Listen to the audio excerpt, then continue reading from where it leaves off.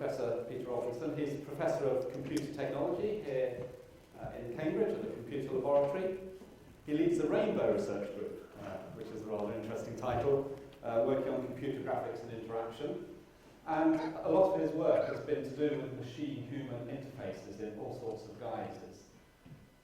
Computers are ubiquitous in our society. Even some things we don't think of as computers are run by computers, including our oven and various other things like that. So it's obviously a hugely important area because we interface with them all the time. So I'm looking forward to this lecture. It's the title, as you see, Machines in the Image of God. How powerful will these machines get?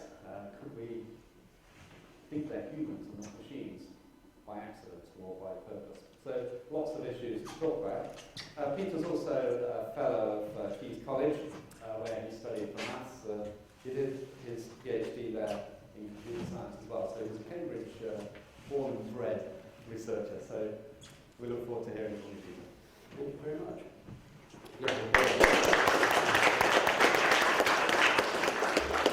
I followed the singularly unimaginative path of coming to Cambridge as an undergraduate and not leaving. It beats working for a living. I should perhaps explain, the Rainbow Group, the name was coined by my predecessor in the group and PhD supervisor, Neil Wiseman, who in the early 1960s became interested in computer graphics, and interactive computer graphics in particular, and thought that this was maybe would lead to a pot of gold. So he called the research group the Rainbow Group. We haven't found the pot of gold yet, but we've had a lot of fun along the way. And I'm very grateful to be given this opportunity to talk at the Faraday Institute. I'm a huge admirer of Michael Faraday. I think he's a model that many students could learn from. After all, he was an apprentice bookbinder, and while binding the books, he actually took the trouble to read books. There's lesson number 1 for undergraduates today.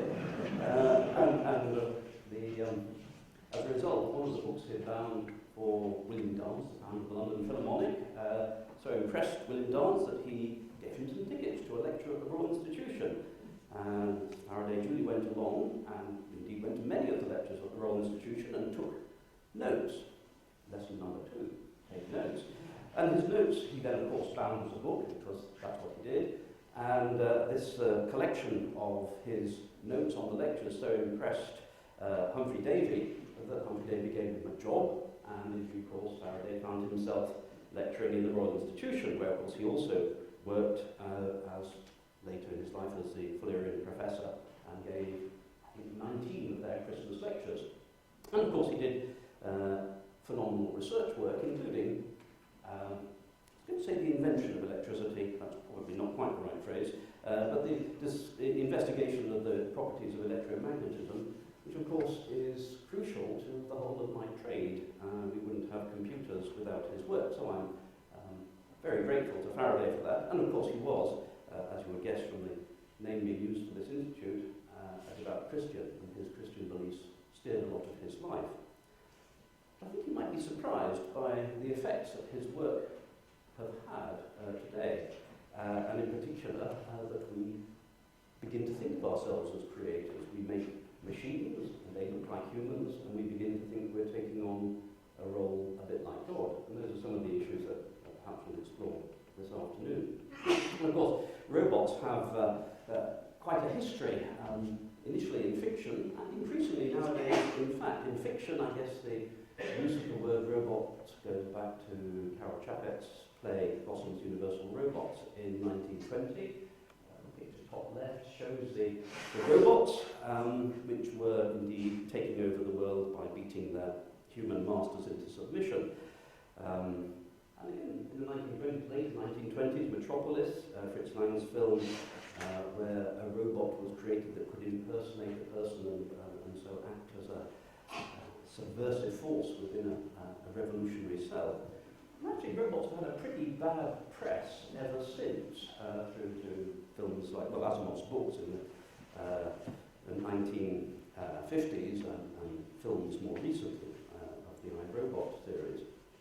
So I hope I can convince you that robots are actually not all malign. I prefer Douglas Adams' definition of a robot in The Hitchhiker's Guide to the Galaxy, where the marketing department of the Sirius Cybernetics Corporation, you will remember, described a robot as your plastic pal who's fun to be with.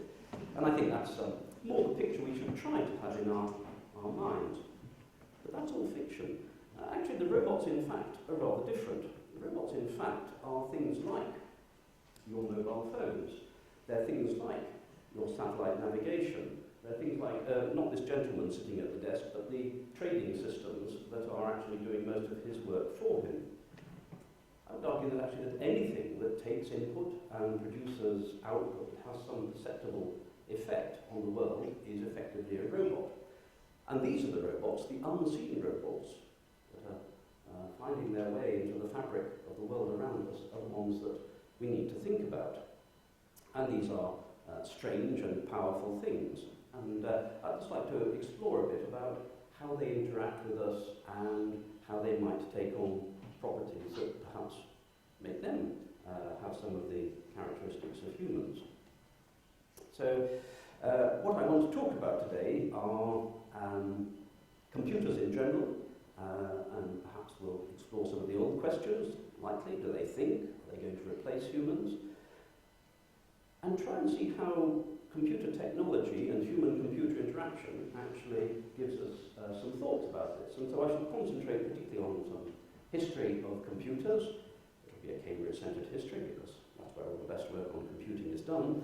And I'll talk about some recent research, because that's what I do, and then we'll reflect a little bit about God's creations and men's creations, and just see if we're anywhere close to achieving what God created.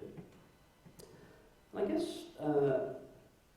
early computing, you would say, at least in Cambridge terms, goes back to Charles Babbage, who was, of course, a devout Anglican, and at the age of about 23, applied for a vacancy, or a number of vacancies, in the Church of England, and was, well, I would say fortunately, turned down for them, and instead turned his mind to mathematics, and worked, well, initially as a code breaker for the British military. Even back in the 19th century, mathematicians were code breakers. And then as the originator of the programmable computer. And of course, his analytical engine had many of the aspects that we see in modern computers, although in mechanical rather than electronic terms, which, well, for various difficulties, probably not technical, but more funding and political difficulties, was never completed. But that gave us some interesting ideas that permeated through into the ideas of computation that then actually came to be realised in the 20th century.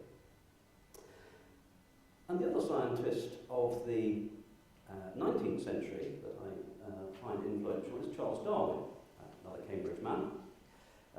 He was perhaps more ambivalent about Christianity, although he quite explicitly said that he wasn't an atheist. And one of the things that interested him following his work on the origin of species was whether human communication through facial expressions, and indeed communication between animals through their facial expressions, conferred some sort of evolutionary advantage. And so he became interested in this unspoken, non-verbal communication through facial expressions. And one of the first questions he had to address was, are these expressions universal?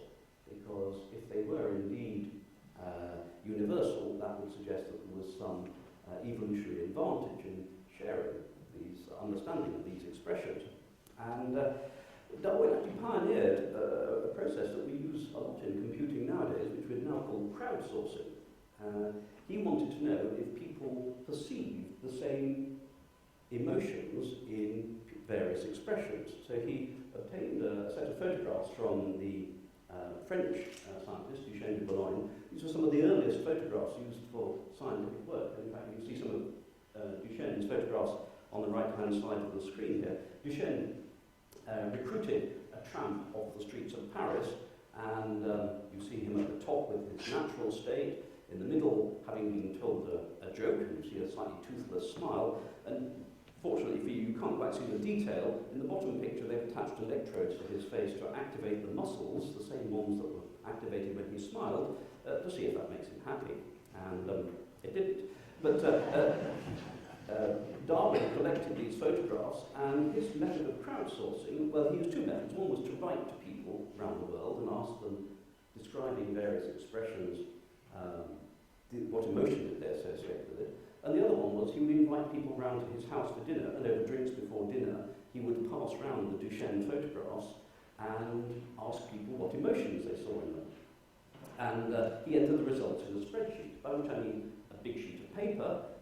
We actually have both the photographs and the spreadsheet in the university library here, and down the side of the spreadsheet are the numbers of the various photographs across the top, the names of the guests, and in them he's entered the impression that that particular guest had of that particular photograph. And then he has annotations down the side showing whether there was a consensus or not. So, all interesting science, perhaps not quite the rigour that we'd expect of science nowadays to conduct your surveys of your guests over drinks before dinner, but nevertheless he observed that these were universal. And although his views fell out of favour early in the 20th century, later in the 20th century there fairly good evidence using more modern scientific techniques that these expressions are universal. So these were some of the history of computing. Computing, of course, moved on in Cambridge in the 20th century, not least with the founding of the mathematical laboratory, I should just mention. Now the computer laboratory, 75 years old last year. We shall be celebrating this in April. Do come, it'll be a good party. Of course, when it was founded in 1937, the computers were, well, actually the people who operated the mechanical calculators. And an early recruit to the computer laboratory was a young man who had just finished his PhD in the Cavendish laboratories called Maurice Wilkes. You see him on the right at the back of that photograph. In fact, he was the only employee of the laboratory. His job was to supervise the use of these mechanical calculators for scientific work around the university. Well, after the Second World War, he became interested in faster ways of doing these calculations, and he returned and built a stored program electronic computer. We in the lab like to think of this as the world's first practical electronic stored program computer. By putting enough adjectives in front of the word computer there, that statement becomes true. It wasn't the first computer. We would argue that Babbage perhaps did that. It wasn't the first programmable computer. There were various machines in America that did that sort of thing. It wasn't even the first electronic stored program computer. That was the Manchester machine a year earlier. But the interesting thing about the Cambridge machine was that it was actually used by people other than those who built it. It was in that sense practical, and within a few years had led to work being done that actually resulted in 3 Nobel Prizes. So it was a very practical piece of equipment. It was, of course, not as powerful as computers nowadays. It ran at about 650 instructions per second. That's about a 5/millionth of the speed of your mobile phone. It had about 2,000 bytes of memory. That's about a 5/millionth of the memory of your mobile phone. And it consumed 12 kilowatts of power. That's about 5 million times as much power as your mobile phone. This is what makes my subject such an interesting one to be in. It changes rapidly all the time. And of course things have got faster. As I just said, your mobile phone is just so much more than that first computer. But actually the change from the mechanical calculators to the EDSAC, the electronic computer, was the most significant thing that's happened in the history of the laboratory. The change in speed there was more dramatic than any of the changes subsequently. Well, if we have computers, what have these got to do with people and emotions? And one of the problems that interests us is this idea that when people talk to each other, we look at each other's faces, we listen to a tone of voice, we look at body posture and gesture, and as I see you there, I'm forming a model in my mind of your mental states. I'm thinking, are you interested? Are you bored? Are you understanding? Are you confusing? And I change the way I speak accordingly. And that's an important part of human-to-human communication. People who can't do it are at a social disadvantage. They're people with autism spectrum conditions. And in that sense, computers are autistic. They don't respond to these unspoken, non-verbal signals between people.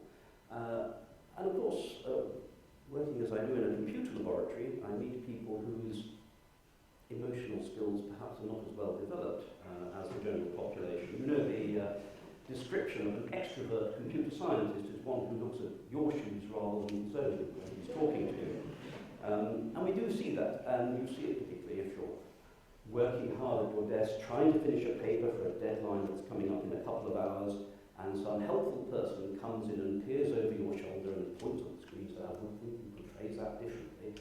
And your body language and your face should indicate that you'd rather not have the help. But even so, they persist in reaching over onto your keyboard and typing things, and eventually you tell them to go away in no uncertain terms, at which point they leap on your desk and dance a little dance and leave the room. Well, the last bit would be a bit extreme, but for the fact that Microsoft invented a piece of software that did precisely that. And some of you may be old enough to remember Clippy, which was an incredibly clever piece of software. It made inferences about what you were doing on your computer and offered you useful help. But it didn't pay any attention to whether or not you wanted that help. And when eventually you told it to go away, it did a little dance and left your screen. It was what psychologists would call mind blind. It failed to read these unspoken signals that were being communicated to it. And I'm interested in whether we can make computer systems that are not mind blind, but have a degree of emotional awareness. And if we look at this, again, we can go back to history and see how this emotional awareness and emotional expression through the face has actually been known to be important for a long time.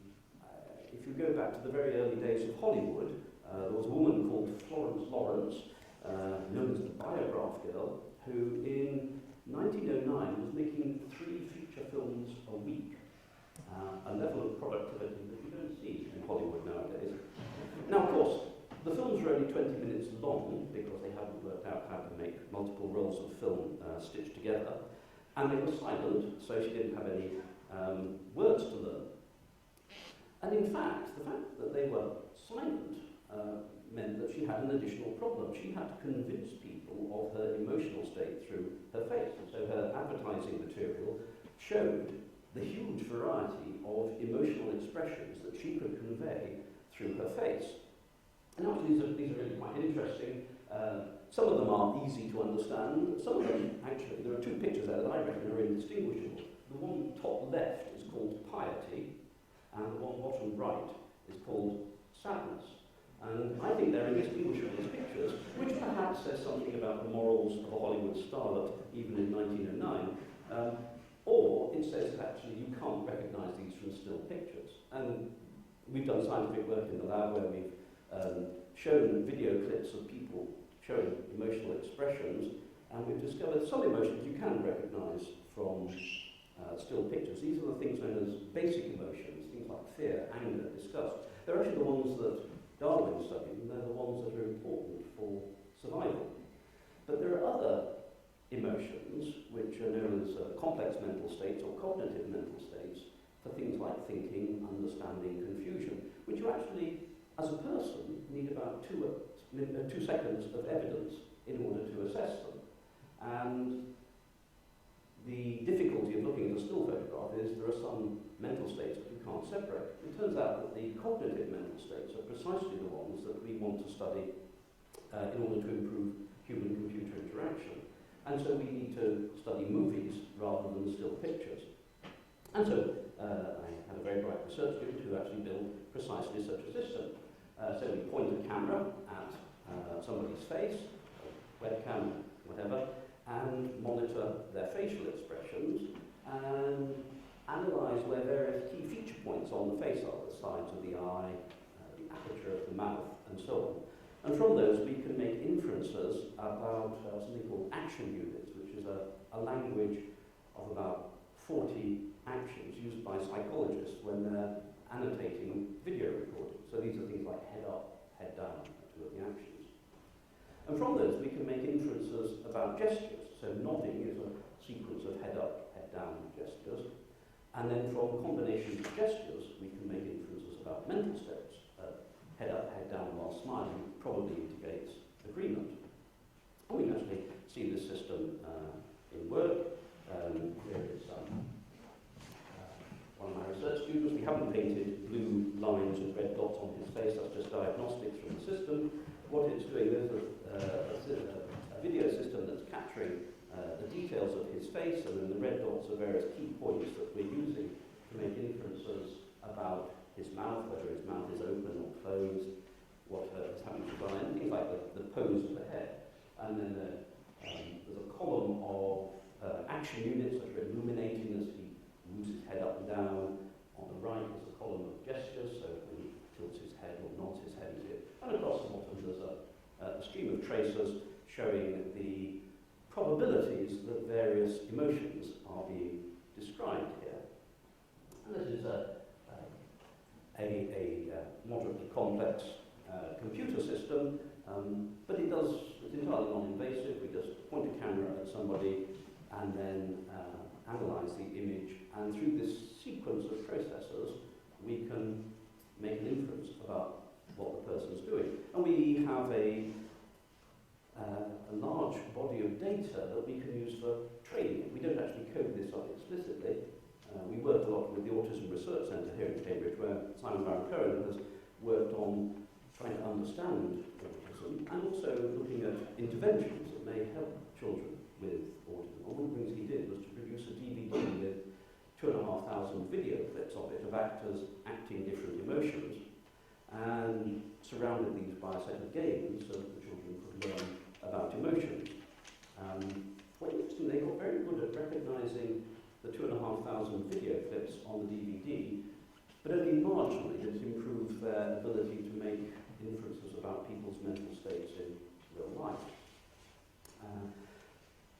Well, that was his work as a psychologist. For us, this is what we call training data. We had high-quality video with labels that had been certified by professionals, and we could use that for various statistical machine learning techniques in our system. And we could have a try with it now. So, I'm going to show you a video clip. This is one of the clips off this DVD, and the woman is going to act one of these mental states: agreement, concentration, disagreement, interest, thinking, and unsure. Unsure meaning she's unsure, not you're unsure. So I'll show you this a couple of times, and then we'll conduct an entirely unscientific experiment and take a vote as to what you think it might be. So I'll show you again.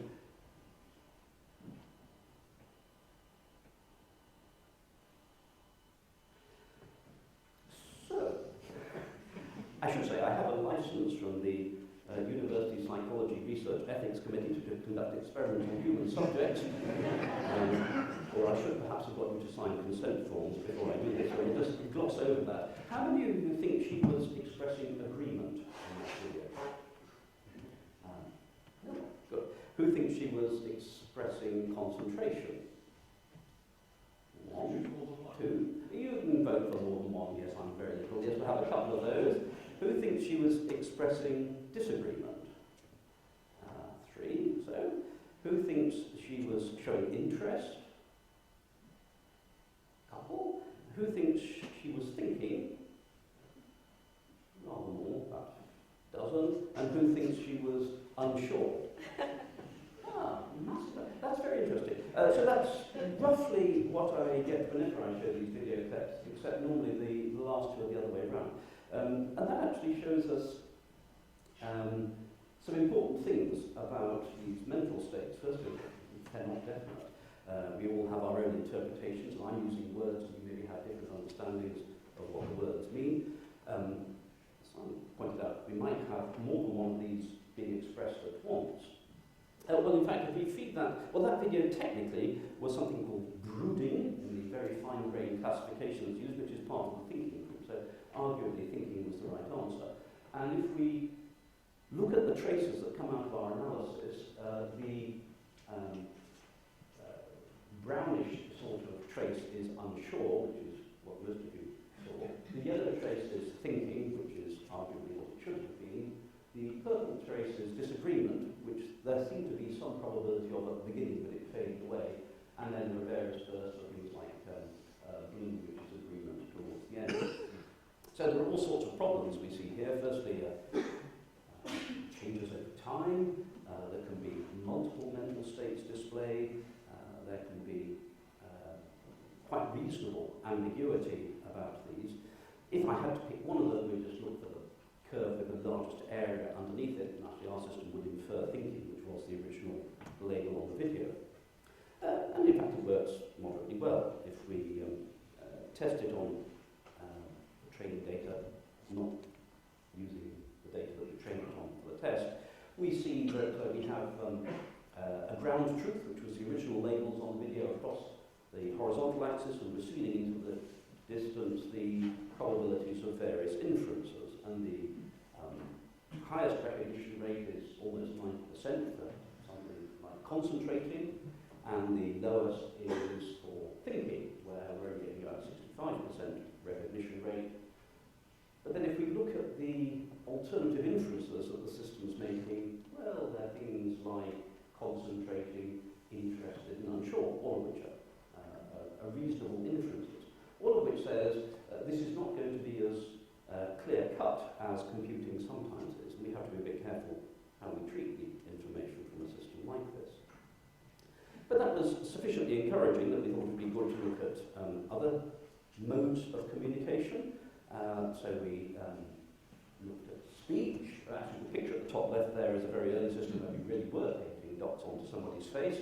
The picture here is not one of my research students being crucified, but actually we're using a motion capture system to understand his body movement and see if we can make inferences from that. And we're also interested in displaying emotions through systems, through cartoons and so on. And we've done work on all of these.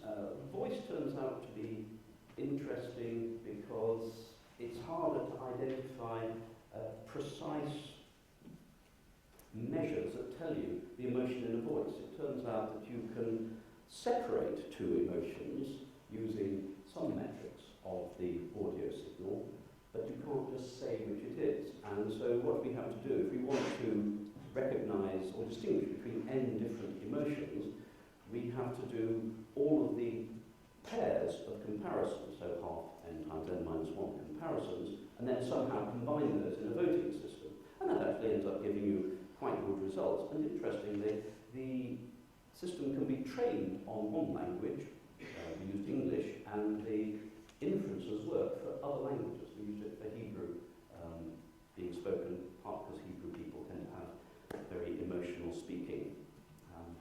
So that's interesting. Both the facial expressions and the tone of voice have a universality, and they generalize well from one set of training data to a different set of test subjects. And so that led us on to other things like body posture and gesture. Now these are rather grey photographs, but they're interesting. They're from 1872. This is a man called Forden Vokes, who was a pantomime artist, a mime artist, working in America. And these are actually also very early photographs. These are actually tin-type pictures, for those of you who are interested in the technology. As a mime artist, he had to convey things through his facial expressions, and there are a lot of interesting facial expressions here, but also through his use of his hands. And what I find interesting about these is the range of hand configurations that he's using to convey information. And one of the questions that this raises, are these universal as well? Do people use their hands in front of their faces in a universal way?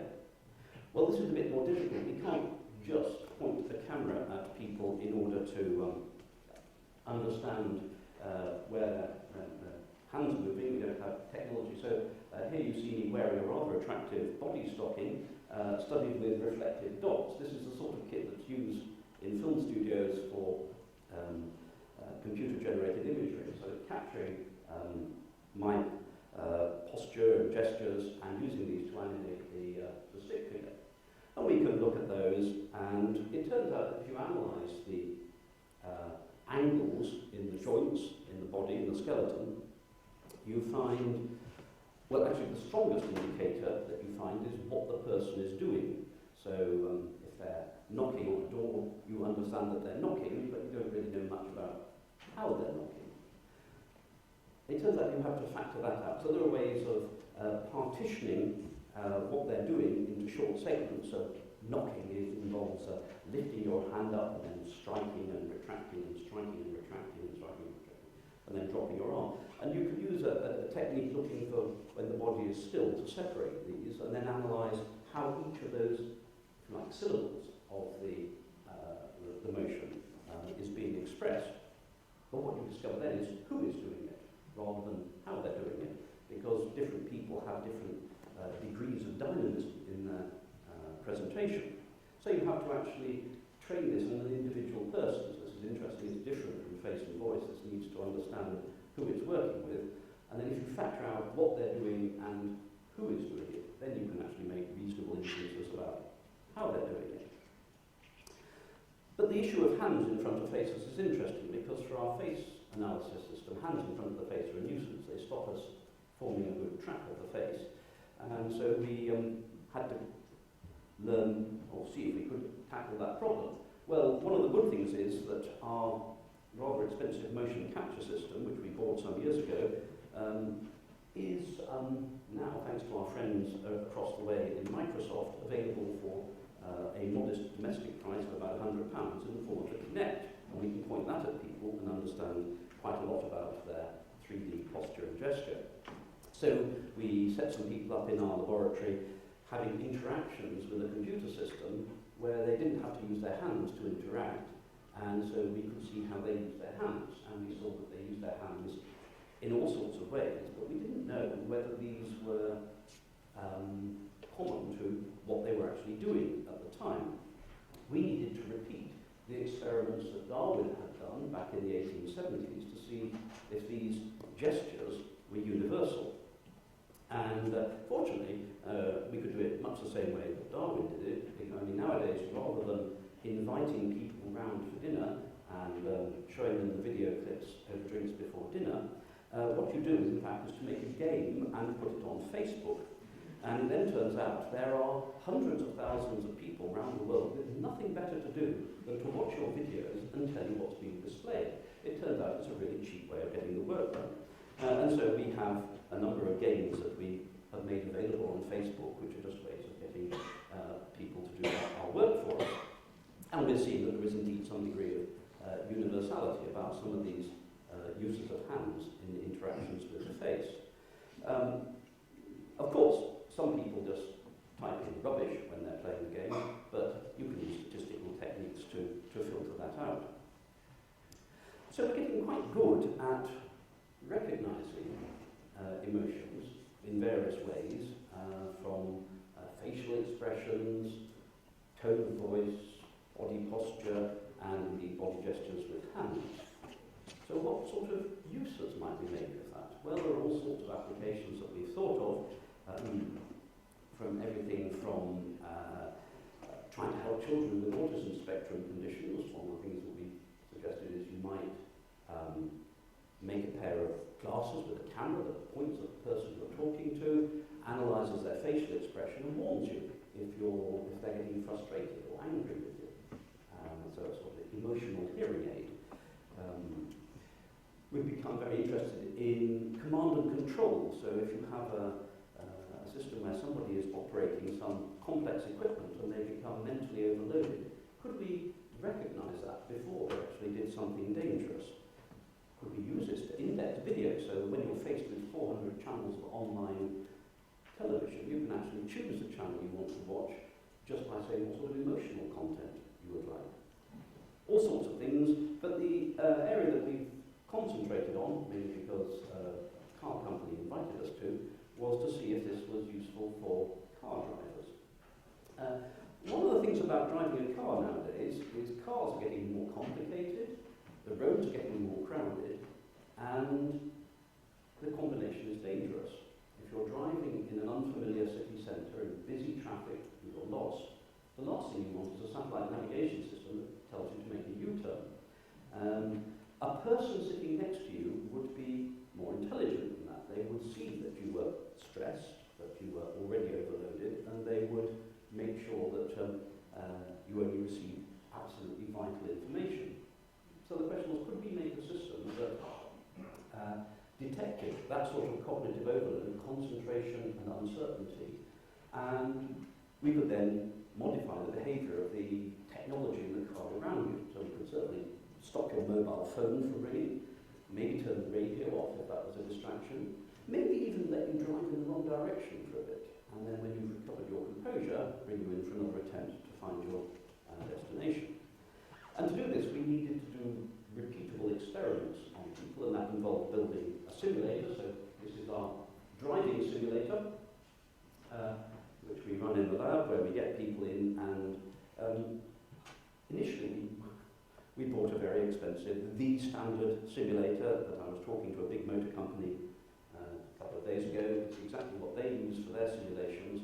Very expensive and completely useless.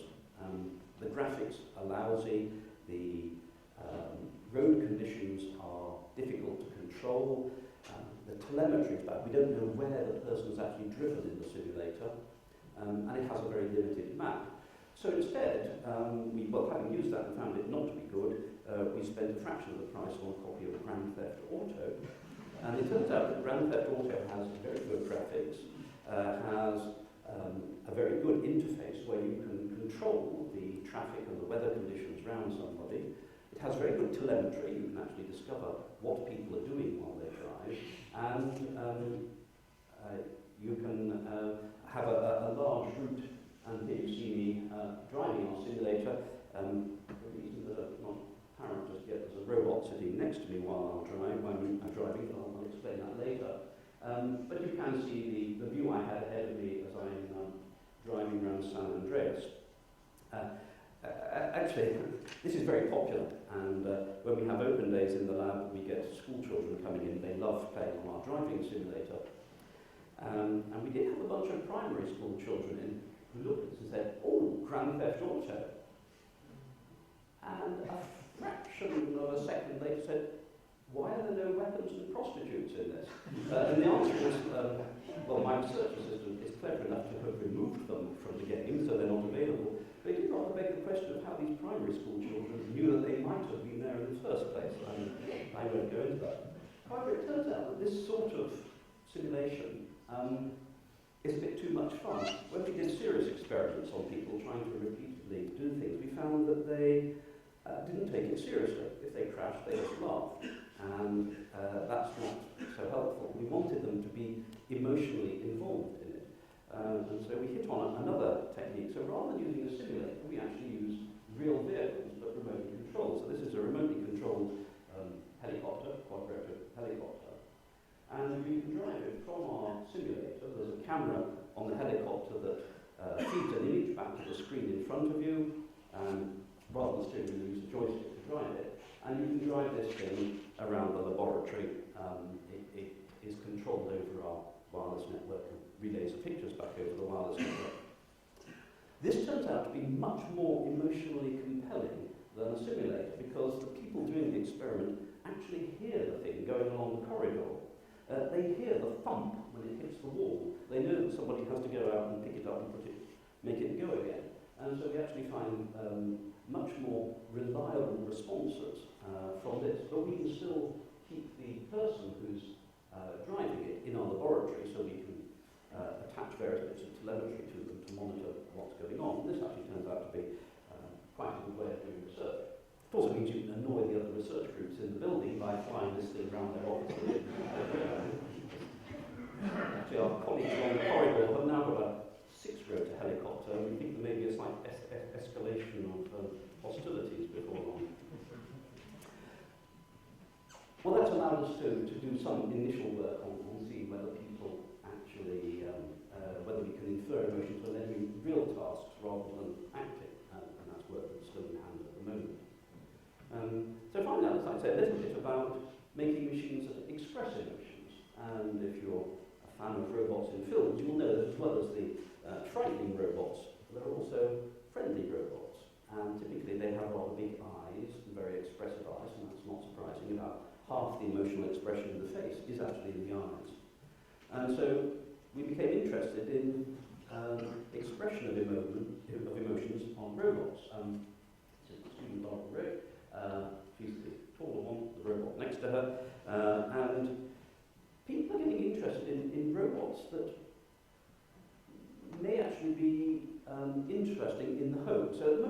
robots divided into two categories. So the robots you have in factories, which are strong, insensitive, and dangerous. So they have tripwires around them, and if you cross the tripwire, the robot stops.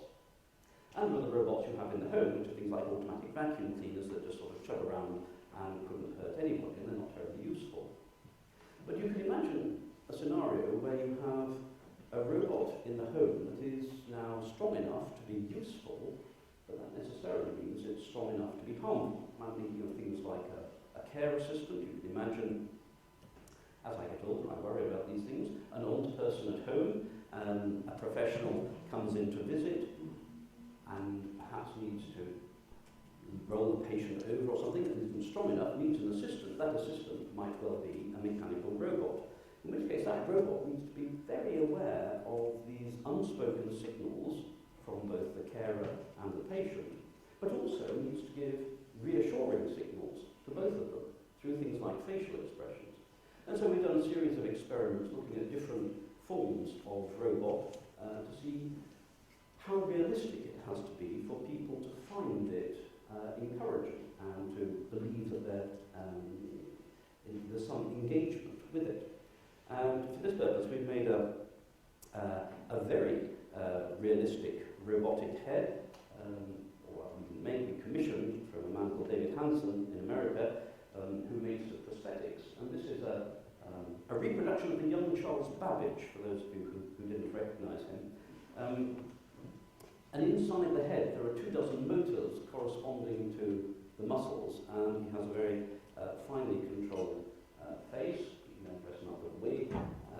We went for Charles Babbage because he has wrinkles in his face which are very expressive, and can indeed express really quite a lot of different facial expressions. And we find that people find this quite a compelling experience, although some of them find it a bit unnerving, it has to be said.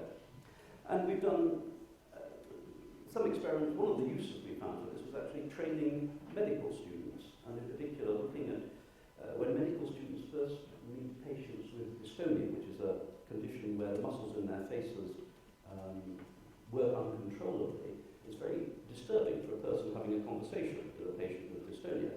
And it's important that the medical students learn to control their expression of their reaction to the patient. And we found that by training them with making them have conversations with the robot, which was reproducing some of these bizarre facial expressions, they can actually then control themselves much better when they meet a real person with a disease. That's actually quite an interesting use of this robot. And we're also looking at the use of this robot as an intervention for children with mild autism spectrum conditions, with something like Asperger's. These children are intelligent, they know they have a problem, they want to do something about it. They love systematic things like robots. And so if we can make the robot part of a game where it displays an emotional expression and they try and make inferences about it, or it just copies the child, they can learn to recognise and express emotions. And we're currently looking at studies involving that. So it looks as if we can make robots that can recognise emotions and express emotions, which brings me back to the question, have we actually made, what have we made? And I think what we've made so far is machines that are in the image of man, and a rather poor image of that. They can understand and express emotions, but they don't actually have any empathy. It's just a matter of programming. Someone pointed out to me that that's actually what in human terms you would call a psychopath. So we have not made a very high quality person. It's not a particularly good physical representation. This is about as good as you can get. And it's non-existent in terms of mental or spiritual representation. It's in no sense sentient. It's not thinking. It's all programmatic. Even if there's some sort of degree of randomness in the programming, it's all explicitly laid out. So I think we're some way off making even a decent image of man. So what have we actually done? What is it that makes us human and where do these machines fall short? Well, as a Christian, of course, it's my belief that men are made in the image of God, and male and female. Now that doesn't mean, I think, the physical likeness. I think it means in the sense of what we're built to do, the way that we're built to think. And the particular way that we're built to think is through relationships.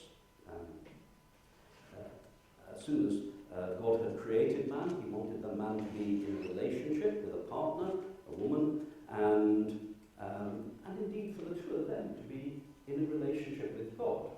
And God walked in the Garden of Eden and expected to meet them and talk to them. Those of you who recognise or know your Genesis 3 know that what follows these dots is actually the discovery that the man and the woman had fallen and were hiding from God. They had broken the relationship. So it seems to me that we as people are characterised by relationships with other people, and that is what makes us different, and particularly I would say a relationship with God that makes us different from other species.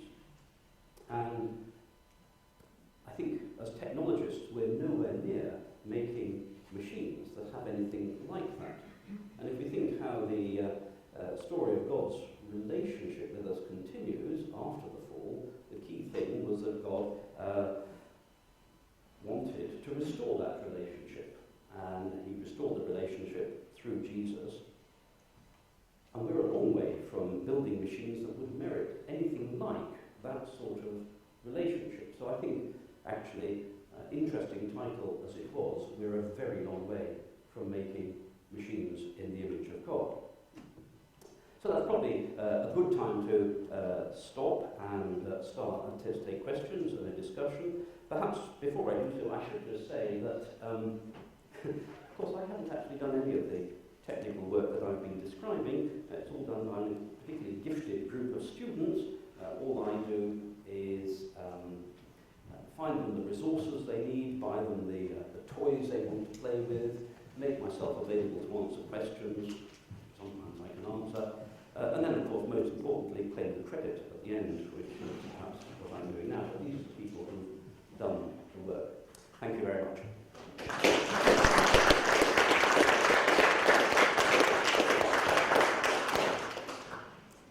Thank you, Peter. Well, we do have plenty of time for questions now. So I don't know if anybody wants to take the plunge and ask the first one. Let's start at the front. If you wait for the microphone, that will be helpful because everybody can hear that. I'm just wondering if you could imagine a machine having empathy and what it would be for it to have empathy if you can. So what would it be for a machine to have empathy? Yeah.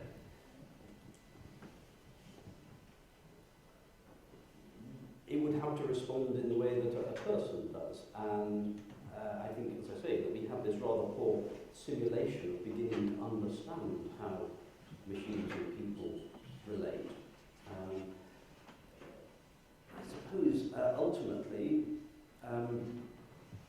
would a machine have empathy in the sense of would it sacrifice itself for me? Would I sacrifice myself for it? I think those are interesting questions to ask if you're trying to gauge the state a machine had reached. And yes, we sacrifice machines all the time. I don't think often we're willing to sacrifice ourselves for a machine. So I suspect that we don't really think that they have that much empathy for us that we're willing to take that step. Let's go over there first. First, just to make a joke, if you want to see somebody ready to sacrifice themselves for a machine, you should definitely go around the engineering departments. Secondly, what do you think about Schmidhuber's position that emotions and human characteristics are actually sort of emergent systems that come from very simple expressions, like he sort of sees curiosity and creativity just differential equations and on a very low order as well. So I didn't quite catch the end of the question. What do you think about? Do you think that emotions are just the emergent expression, complex expression of something very simple at the basis?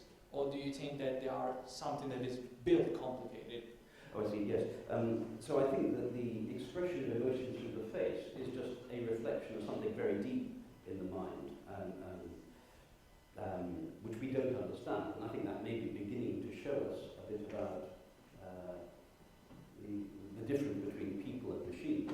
The level of machine processing, whilst very clever and with lots of PhDs, is superficial compared to what happens in the brain. And we know that in the sense that computers are, that we're building work in very different ways from the human brain. So the understand the consciousness and the emotions in the human brain are, I don't think we do understand. All we know is how they're sometimes reflected in part of those communications with other people. Is that the question you were asking, Kathy? I'm sure your health and safety in the engineering department is excellent, by the way. I was particularly intrigued at the end when it seemed like you were taking the very impressive body of work that you've done and your group has done, and then compared it to sort of what it needs to achieve in order to say that something is made in the image of God. And it seemed like you were focusing on empathy. And I have a couple of questions about that. One is that if we posit that empathy is a necessary condition for being made in the image of God, to be a person, then one might then say that a psychopath is no longer a person, which is quite a profound thing to say about somebody. And the second related question would be that I think, if I understood it correctly, at the end, your understanding of empathy actually went to a higher level of self-sacrifice, if you take John 3, which is empathy taken to the nth degree. So we went from the existence of empathy to a very high level of empathy. I'm wondering how that relates to the idea of what is human and what we ideally aspire to. Yes, thank you. So I think I'm talking about slightly more than empathy. I'm talking about relationships, of which empathy will be a part, but the relationship is the important part. And and that's where the sacrifice comes in, because that relationship involves an understanding of the individual that you're having a relationship with, which I think may well change. Is more than just having empathy for. The question of the psychopath is a difficult one. And I don't think I would like to say that the psychopath is not a human. That would be most improper. But I think a marred human, and we're all damaged, we know that since the fall. So that's a particular sort of damage which just happens to make itself more apparent to those of us around. I think we've all fallen in ways that we perhaps managed to keep hidden rather better. So I wouldn't say in any sense that I am less damaged than a psychopath. It just so happens that it's more visible in other people.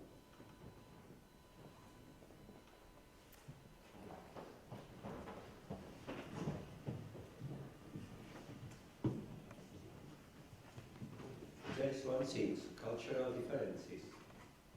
If I ask Jolly or Southerner in England, it's different expression. Yes. Okay. So the work on facial. Well, it does to some extent relate to. And there have been other studies, notably the work by Paul Ekman in the 1960s, where photographs have become cheap.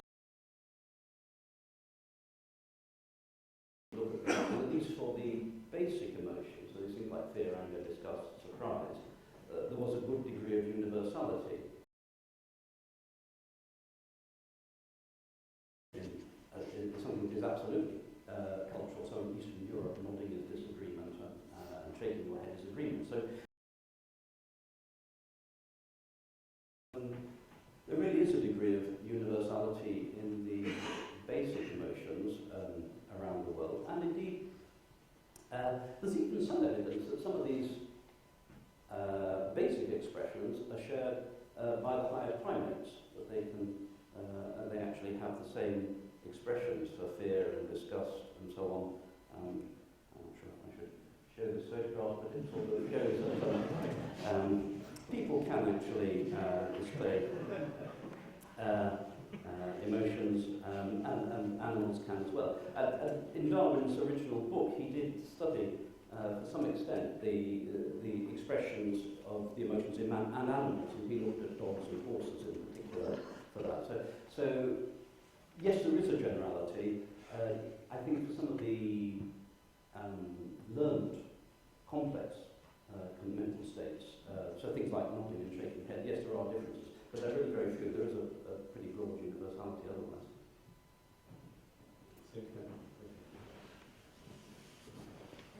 I feel that often the motivation produces that a creator or a person who's creating a machine or whoever is designing something would affect the type of design that you produce. Now, normally in engineering, motivation is really a means to an end. We build a computer, we build a machine as a way of achieving something else. But then in your closing question, wouldn't that be completely different? The motivation of the other creation would have been quite different. I don't think I want to speculate on God's motivation for the creation, if that's what you're asking. I think it would be a bit beyond me. And I think it is in our nature that we make machines in our own image. So that's why people are so fascinated by robots that look like people. The robot head that we have is the thing that people want to see when they visit the lab. It's one of the popular sites. I actually appeared on a BBC radio programme the other week, and they wanted me to take the robot along to appear on the radio show. As it happens, it was a radio show before an audience in the BBC Radio Theatre, which I thought was delightfully charming, because those of you of a certain age may remember that in the 1950s, the most popular radio show in Britain, which went out to about 15 million people a week, so over a third of the population were listening to a ventriloquist on the radio, and I thought it was entirely appropriate that I should take my robot head along and demonstrate it to an audience in the radio theatre. Sorry, I digress. So we get obsessed with things that look like people because we're trying to make in our own image. And as I say, actually, the interesting robots are the ones that are embedded in the world around us, and they're probably the more challenging ones to deal with. So I guess the other question is then,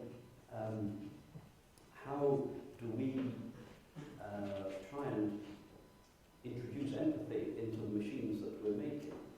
And, well, yes, absolutely. It is guided by our understanding, my understanding, which is mainly gained second-hand from people like Simon Baron-Cohen, of the way that empathy works in humans. And he's studied the sorts of facial expressions and so on that are characteristic. And so those are what we've built the computers to recognise. So it is built on our rather limited understanding of the way that people work. Yes, that's true. Can I interject a question then?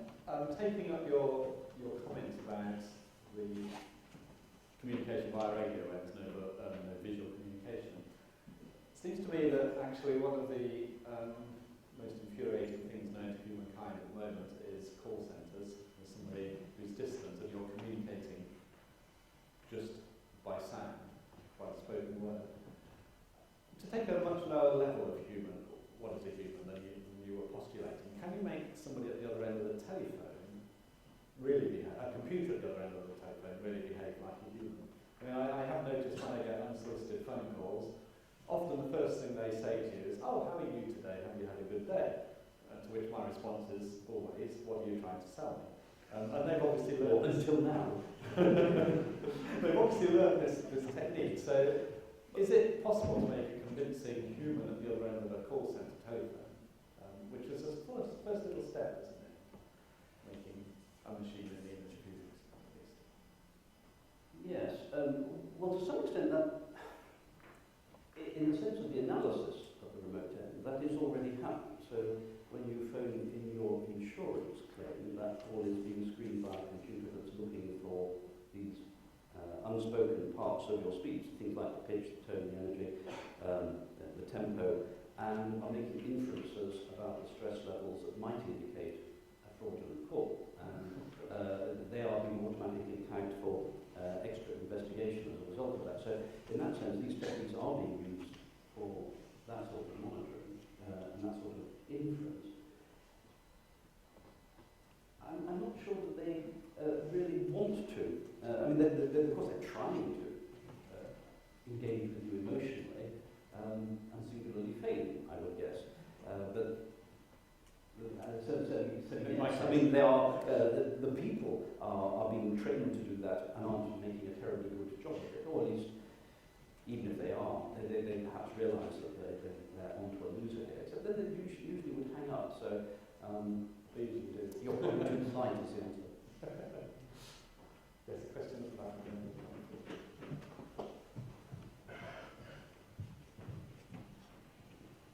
First, thank you very much for the lecture. Secondly, there are a number of, actually many professions where one thinks of medicine or lawyers, counsellors of any form, professional gamblers, where a high professional skill is to conceal the emotions that the individual is feeling, and further to project emotions that they're not actually feeling. Have you discovered any ways of seeing through or such deception? Yes. So obviously being able to detect deception, which is in some sense a mental state that would be interesting to be able to detect, is an important question. And I have had visits from people whose job title on their visiting card was sort of head of counterintelligence and things like that. The answer is no, we can't. It's the bad news and relief. Because, not least, our systems are trained on active data, so we actually necessarily can be deceived by good acting. That having been said, there are techniques that are known for detecting when somebody is dissembling. So there are uncontrollable movements in the face. It actually dates back to Duchenne's work alongside Darwin. Duchenne observed that when you pretended to smile, you couldn't actually activate all the muscles that were activated when you were naturally amused. It's called the Duchenne smile. And it turns out that there are other signals like that in the face when you're dissembling. So movements of various parts of the face, these are very quick. They last a few tens of milliseconds. But they are just long enough duration that you can capture them on television. So I'm told that if you look at the interviews with O.J. Simpson or with Bill Clinton, when he was saying, I did not have sex with that woman, you can actually see these signals in his face and sexual erections. Thank you. A lawyer. Yes.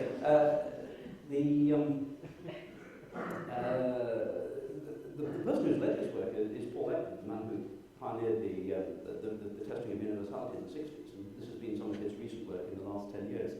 And he now makes a reasonable amount of money in retirement training people for the Transportation Security Administration in America to recognise these. So the sort of things that most of us would miss, but if you're trained, you can actually spot them.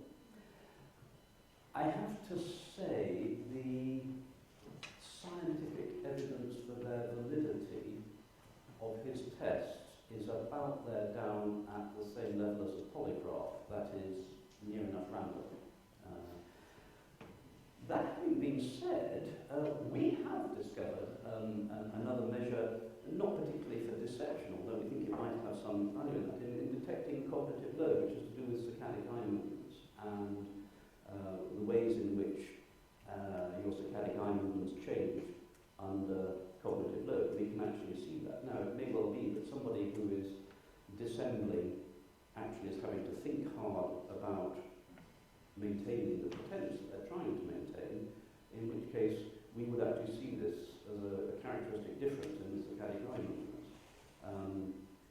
We haven't, we can detect the difference in the two types of eye movement, and we can see that if we cognitively load someone by making them do mental arithmetic while driving, for example, we actually can see this change. What we now need to do to detect deception is to construct an experiment that would work. And putting that to an ethics committee turns out to be really hard work, because there's no point in conducting an experiment like that unless there's a reasonable penalty for failing to deceive. and ethics committees get a bit nervous when you say you want to electrocute the subjects or not pay them or something. We haven't quite worked out how we ought to do that in order to conduct the experiments, but it may be there is something there, but it's very hard. Pay them a small reward instead of a big reward. That may well be the answer. So I'm not being dying to answer the question forever. And I think maybe we'll make this the last question, because some of this people. This is kind of back to front question. I think you've convinced all of us. I think we probably came here thinking computers are not divine. But when if you talk to your neighbours, I'm sure you've encountered people who say, "Well, the computer said it, so it must be true." It's seldom as facile as that these days. But there's a lot of computer model predicts that the world will end or that the world will not end, and therefore it must be true. So I guess my question is to do, to what extent are you concerned, bothered at all about the way in which, as it were, the general public might regard computers as having more divine status than they truly deserve, and that perhaps that might become the more successful you are at making computers appear to be empathetic. So there's a certain danger that tendency might get out of control. Yes, I think there is a moral issue there, and it's sort of related to the question that Bob asked. If I could make an automatic call centre that actually managed to play on your emotions to engage with you, or make you engage with it, more importantly, there would be moral issues involved in doing that. And I guess the answer is education. We need people to understand that computers are fallible. And they must know this. I gather that NatWest Bank customers are particularly aware of it last night. This will be a regular occurrence. So they've just got to learn to transfer their understanding of everyday life. And most of them now have bad experiences with satellite navigation systems. They should know better than to trust these systems. So I think it's an education problem. But I really care about education as well, as I think so I will work on that. Well, that will be a good moment just to pause. Thank you very much, Peter. Before we stop, just to remind you again, there's drinks at the back and the book stall and a chance to chat further with Peter and others. If you have your diaries, the next lecture in this series, we have one per term of these lectures, will be the 6th of June, here, same place, same time, 5:30, 6th of June. So do put that in your diaries if you'd like to come back. But let's thank